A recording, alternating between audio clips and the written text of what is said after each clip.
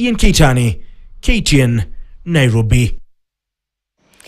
Kwingineko, usimamizi wa hospitali ya rufaa ya Vihiga umetoa onyo kali ya kufutwa kazi kwa wahudumu wa afya wanaohujumu utoaji wa huduma za afya kwa wakaazi kuwa chuma chao kimotoni. Hii ni baada ya kubainika kuwa baadhi ya wafanyikazi wamekuwa wakiendeleza njama fiche ya kuharibu baadhi ya mashine za utoaji wa huduma za afya kwa faida ya vituo vya kibinafsi vya afya.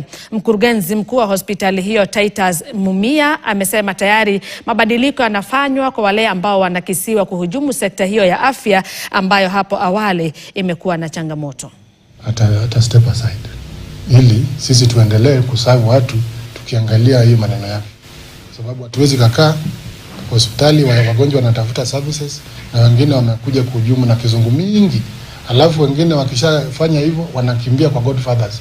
So kenye tumekubaliana na executive na governor amesema, amepeana onyo na kwamba kama unajua una hujumu services kwa hospitali kwa sababu kuna godfather, then utaenda na huyo godfather.